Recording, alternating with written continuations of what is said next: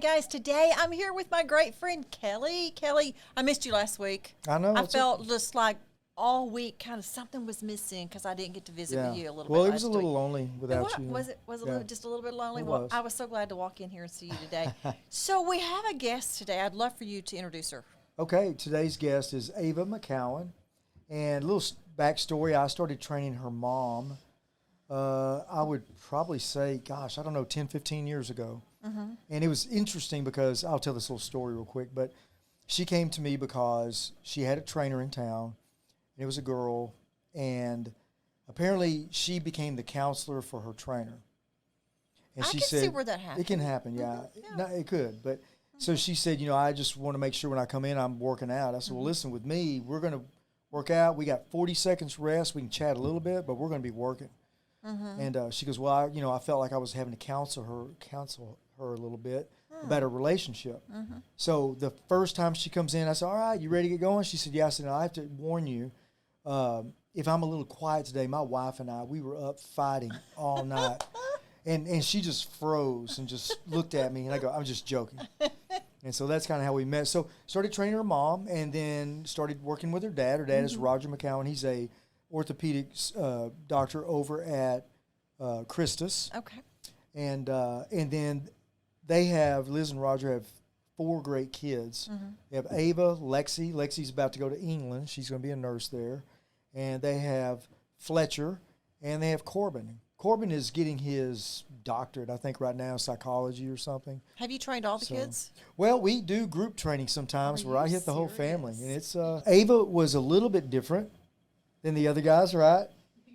Just a little. Okay, so we'll go ahead and let Ava take over from there, and just tell us a little bit about growing up and where you're at school now, and then what happened. Right. Yeah. Okay. So like you said, Kelly, my mom would go to the gym. She's had such a healthy relationship with food and her body. Like I said, she's had 4 kids, and she doesn't even look like she's had 4 kids. She's in such great shape, and she carries herself so well. How old is your mother? She's 52, about to turn 53. And she seems like she could be your sister. I know. It's Yeah. like crazy. So genetics are good. I'm hoping that goes well for my favor whenever I get older. But yeah, she's a great role model. But I had such an unhealthy relationship with food, starting as just like a little kid. So it rubbed me the wrong way, and I created like kind of a wedge between us because of that. And it was internalizations and jealousy that I hadn't registered as jealousy yet because I was, young. And so I had always felt self-conscious about myself and my weight. And so I would tell my parents that, and we would try like be healthy and like be more active and whatnot. But I was a kid, like I didn't want to really do any of that.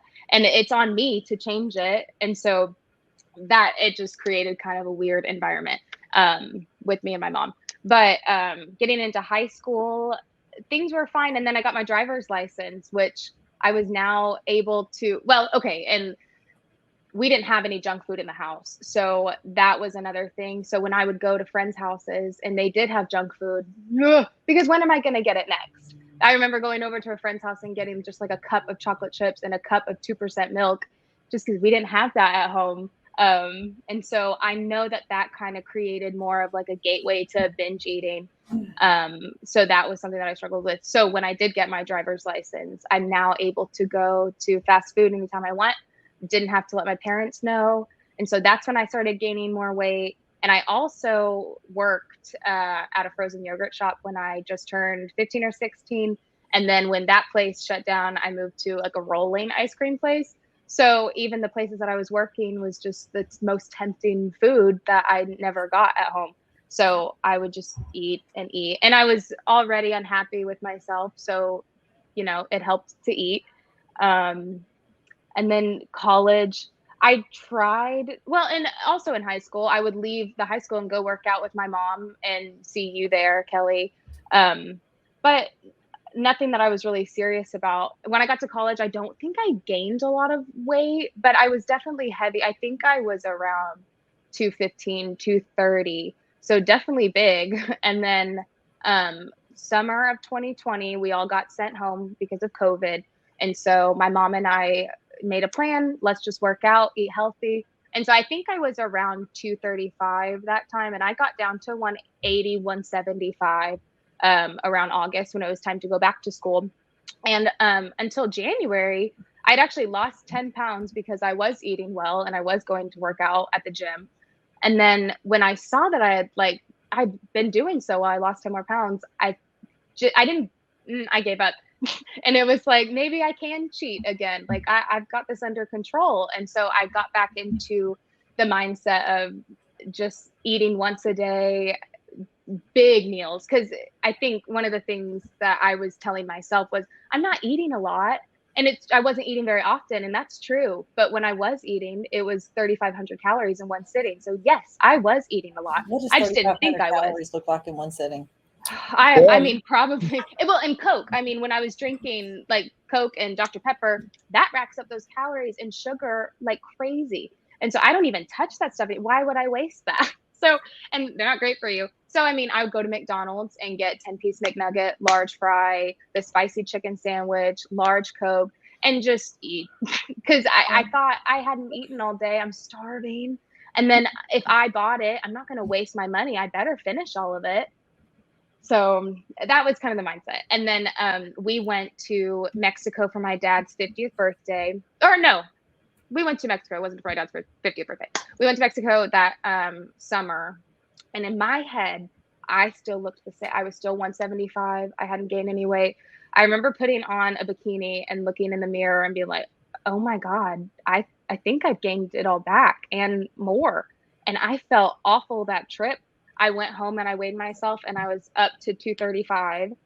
And I was so like, it broke me. I was like, oh my God, like, what am I doing? I thought I was doing everything right. I wasn't eating a lot, but I was not doing anything to help myself. Yeah. So was that the final instant that made you want to lose weight? Or I mean, I always, whenever I see somebody and they've lost weight, I'm always interested because we get stuck in a rut of doing certain things. It's a pleasure reward seeking type mentality, and I mean it usually there takes like say a rock rolling downhill. It's not going to stop until it crashes into something. It seems to me like. So was there any particular moment or looking in the mirror or whatever it was? Yeah. Committed? Well, yeah, I can tell you, I can tell by listening to her when the moment was. Well, Was it the bathing suit moment? No, that kind of led up to it for sure. We were about to get back into school, and I was friends in a friend group that was pretty toxic. And I didn't really realize it until everything sort of fizzled out. We were all friends with these guys that lived in a warehouse here in Abilene. And I went over one Friday night, and there's this guy that I'd been friends with for probably 3 years. He played rugby with Corbin, family friend. He'd been to our cabin, and he did some weird things that we had been drinking. He did some weird things. I'm not sure. He licked my eye and he stuck his fingers down my throat. And he just said some things to me. He stopped me in their bathroom. The way that their bathroom was laid out was like a public stall system. And there was like a washing machine or like a laundry room before you get there. So he stopped me in there and he grabbed me by my hair and just said I know you like this. And it was so weird. But I had known him for so long. I didn't get it. I was very confused. So I went home. And one of the guys that lived there texted me the next night because we were going to all party again the next night. It was a Saturday. And I had that gut feeling that I don't think I should, but I ignored it because I normally do. And I went over that night and we had been drinking and he sexually assaulted me on the couch while the girl that he was talking to was in his bed. And he did a couple of things that were personal and left me crying on the couch after he left. And I did not know it was assault. When I was so confused. I did not understand why he would do that. And we didn't talk about it the next morning. And so I went home And I went to my sister Lexi's room and I said, craziest thing happened last night. Told her. She said, Ava, that is assault. And I didn't believe her. I was like, first of all, that's my friend you're talking about. Why don't say that? And then I called my mom because I just didn't feel good about it. It was a Sunday. I just didn't feel good about it. And I told her and she was shocked. And then my friend group would go over to one of our friends' parents' houses and eat dinner on Sunday nights. I didn't go that night. I drove into the country in Abilene and drove around and cried. I did not know what to do. Because he's not the center of our friend group, but if I say something, what's going to happen to our friend group? And also, am I going to be believed? I was not believed at all. So I ended up filing a Title IX against him, which they concluded that there was not enough evidence to show that there was an assault. Big whoop. I know exactly what happened. But I ended up losing nearly all of my friends, including a girl that I'd known for 10 years who had gone behind my back and did some nasty things and said some nasty things. And so I just dropped her. It meant nothing to me anymore. I know my truth and I know what happened. And so when I lost everybody, I was just, what am I going to do now? And I did, that was my rock bottom completely, because nobody believed. It was the weirdest thing. All of a sudden when we were in the Title IX process, everything that I would say would be written down on a transcript. Everything that he said would be written on a transcript. So we received those, both parties did. So I would read everything that he said about me. And he said, I never even really wanted to be friends with her in the first place anyway. Just things that were just kind of strange.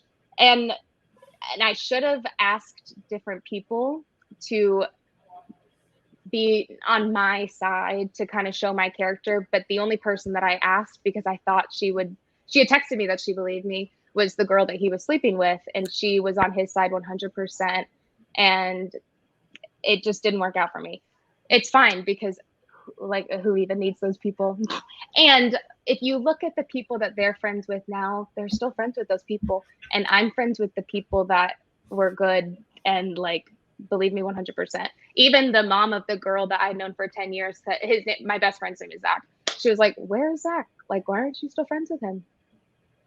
He's friends with me. Because and the only reason that I really came to terms with that it was assault, I was talking to Zach about it. And I was just like, let me just act it out for you. And I did. And I felt weird doing it to him. And the look on his face was like, that doesn't sound like something that he would do. And I was like, no, I know. I have no clue why he did it. And I still don't. And I never will.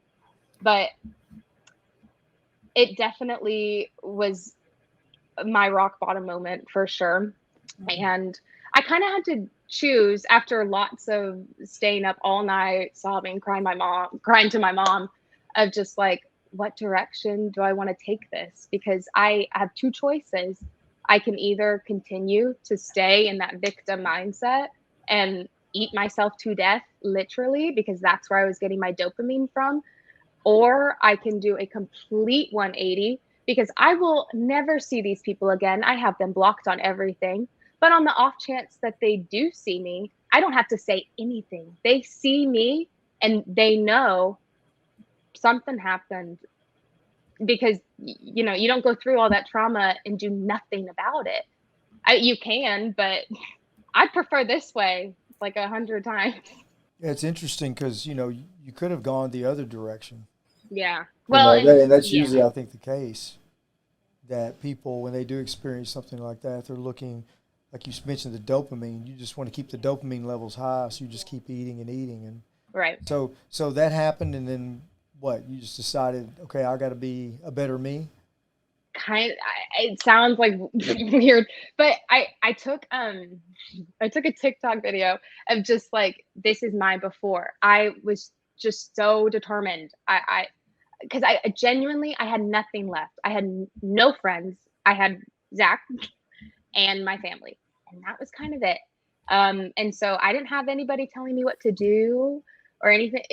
I really realized nobody's going to hold my hand. I'm an adult. If I don't change, nobody's going to force me.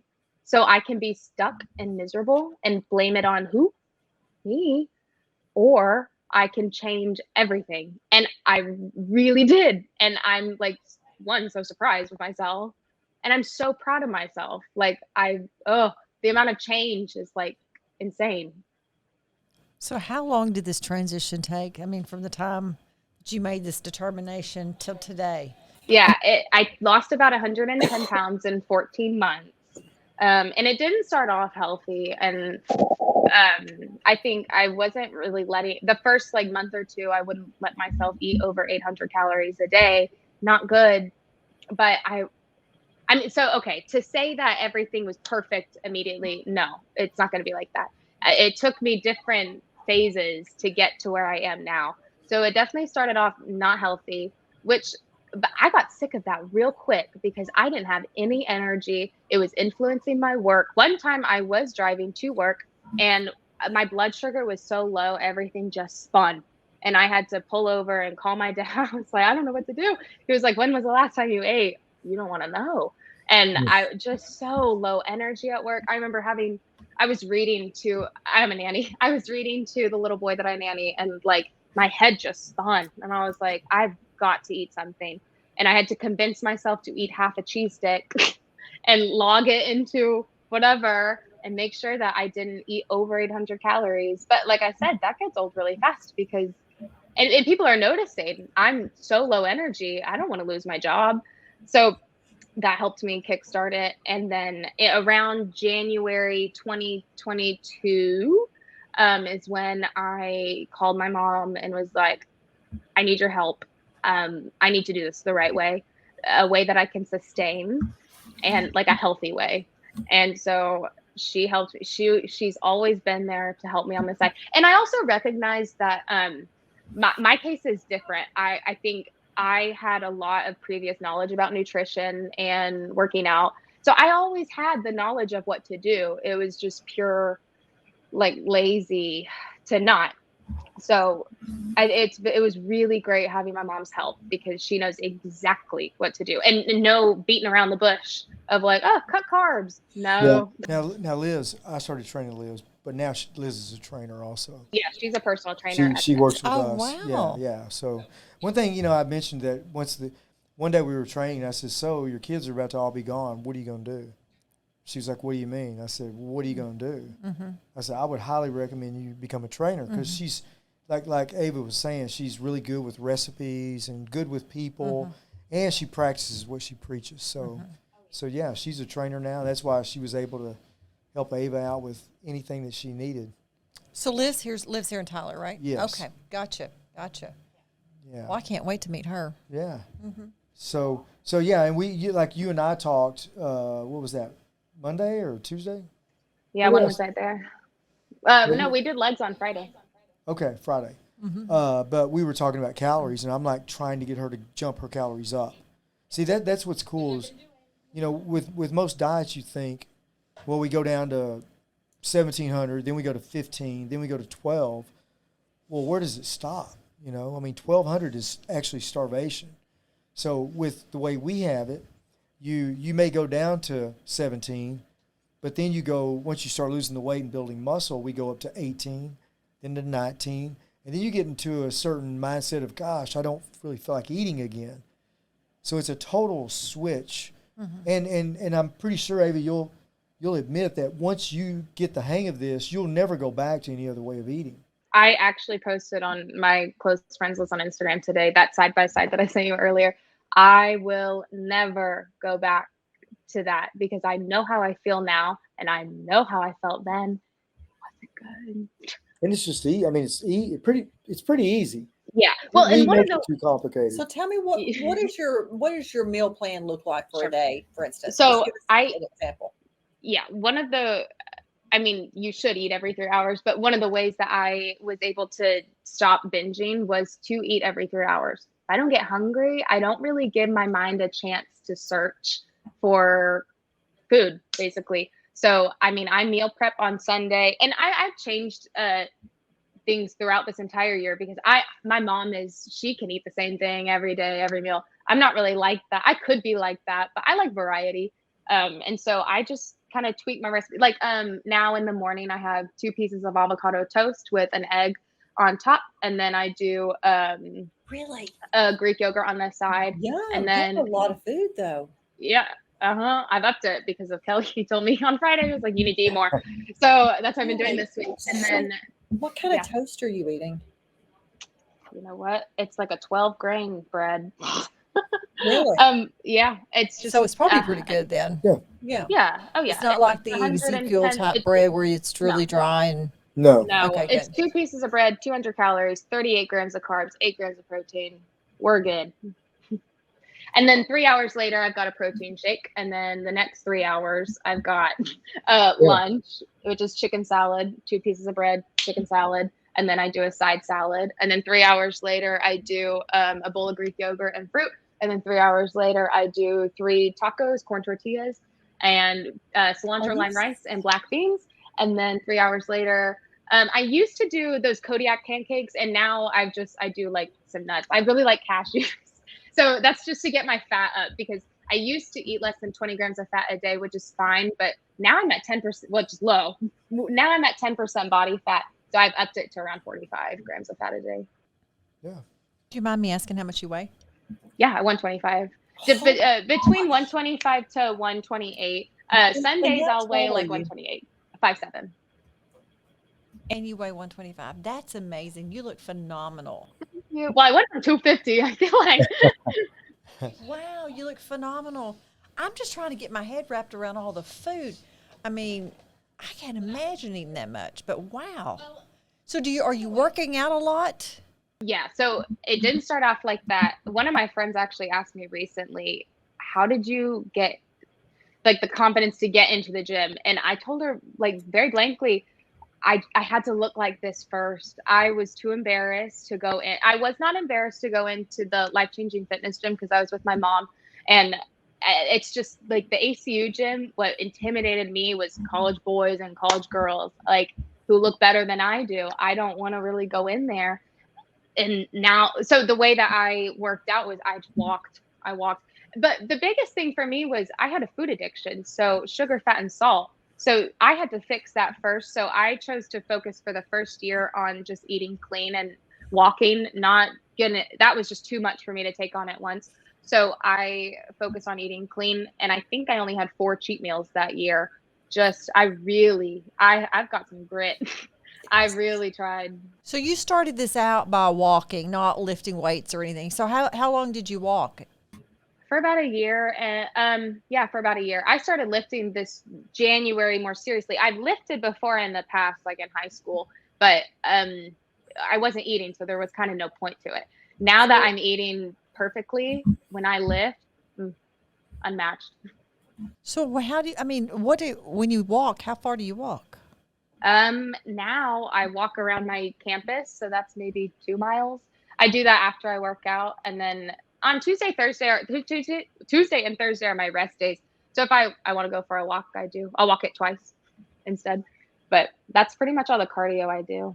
I'm not a runner. I've tried. I can't do. Well, we always tell people you can't outwork your mouth. Yeah. And so, I mean, her weight loss is primarily comes from a decrease in caloric intake. Now she's getting a little bit more active too, so that helps a little bit. But if you eat a honey bun, I mean, you would probably have to walk for 3 or 4 hours, to even touch that. And Yeah. So that's a losing battle. So it's And more to me, about, that's not worth it. it's more about changing your mind than it is changing your body, Right.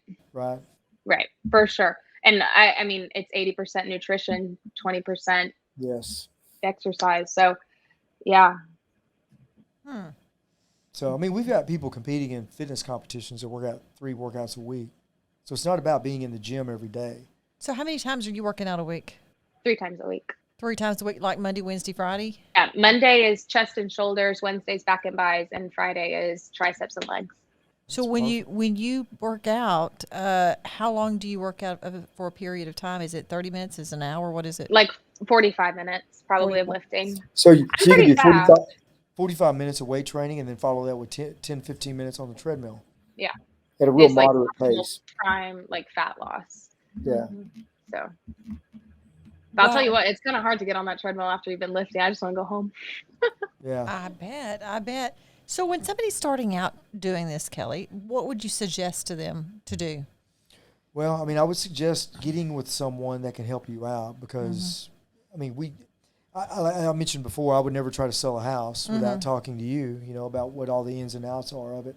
And the same thing with the weight room. I feel like that the majority of people are failing not because of them, but because of what they think they need to do. And it's so counterintuitive. I mean, most people do the exact opposite of what they should do. They work out way too much and they eat way too less. And so we've got to work out, but hey, give us 3 times a week and eat in moderation. Don't take it down to 1,200 calories because you can't sustain that for any period of time. Whatever we start now, we need to look at, this is something I can do for the rest of my life.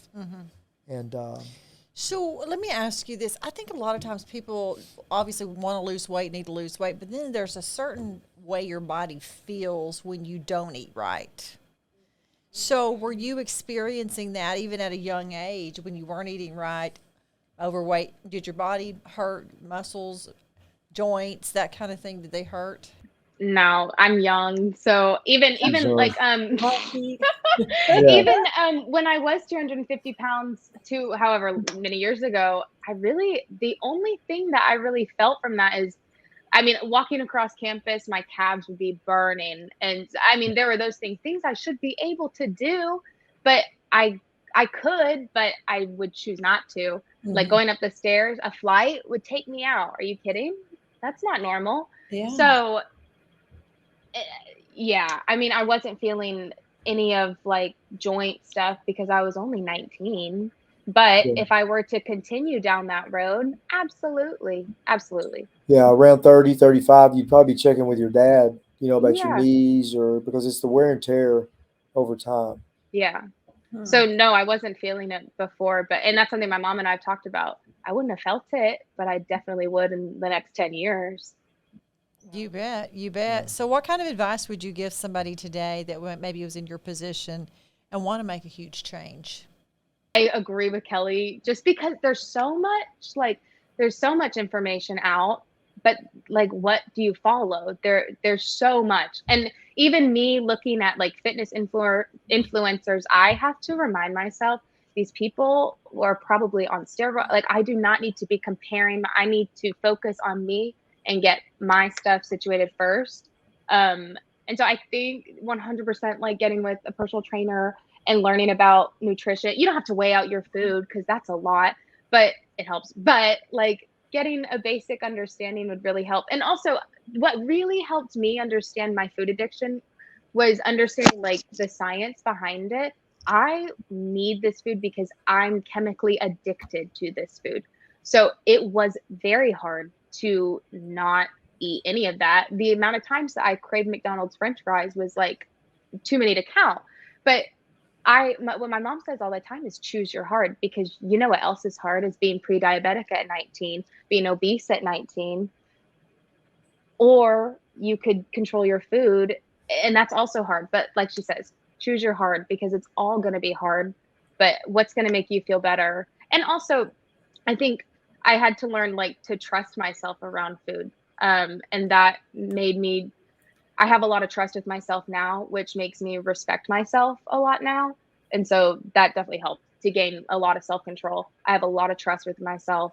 So even when I am on Saturdays, cheat days, I can go as crazy as I want because I know the next day I'm back on top of my stuff because I want to. I look forward to Mondays to get back in the gym because I love looking at myself in the mirror when I'm lifting during a pump. Woo! And I feel so good like throughout the week. Like it's incomparable. And on Sundays, after I do have my cheat day, my rings don't fit because my fingers are so swollen from the salt because I just don't eat like that. I can't really drink anymore because it makes me very sick, especially when I mix sugar. Oh, I can't do it. So, yeah. Yeah. Wow. Wow. Well, Yeah. you are certainly an inspiration. Your story is amazing. Absolutely amazing. What a good way you took that, what could have been a victim, and turned it into something extremely positive. Yeah. Great story. Good role model for other people, other girls that are maybe experiencing something like you did. I don't know how you can harness that, but I would definitely look into some things where you can get out and talk to as many people as you can, because you're very inspiring. Got a great personality. I mean, I can tell you are so much more outgoing, it seems like now, you know, than a few years ago. I agree. And I had this kind of mental thing, and to also talking with my mom, I wasn't sure if it was like, because you know how people say like they lose a bunch of weight and all of a sudden people are nicer to them and more interested in them. And yeah, that might be true. But I also think it was the way that I approached other people Sure. and the way that I was like when I'm walking on the lungs, like I just smile. Like before, head down. I hope they're not looking at me. Like please don't like observe me. I don't want to be seen. I was just embarrassed. And now I'm so proud. Like I love looking at like at pictures before like taking picture. No, please don't take a picture of me, because I didn't really know what I looked like. I thought I was so much smaller than I was in my head. And when I would see pictures of myself, who is that? I'm that big. I didn't know that. And so it would like crush me. I don't want to be in pictures. And now I'm like so excited because it's like, I really look like that. I could never get sick of it. Because this is the best I've ever looked my entire life. So like, how could I? That's incredible. Yeah. Incredible. Well, we Right. thank you so much for being on with Thank us you. today. I know you have inspired somebody with your story today. I know you've hope inspired so. me just listening to you. Thank Me you. too. I mean, you give trainers hope. You know, there are some that are listening, and that's all you can do. You plant the seed, but you've got to water the grass. I mean, it's not going to grow without that. And I know your mom was a big influence, and glad that y'all that even built a better relationship. Absolutely. Probably, right, for you two Yes. guys. Yes, absolutely. Well, we thank you so much for being Yeah, on of with course. us Yeah, today. thanks, Ava. Yeah.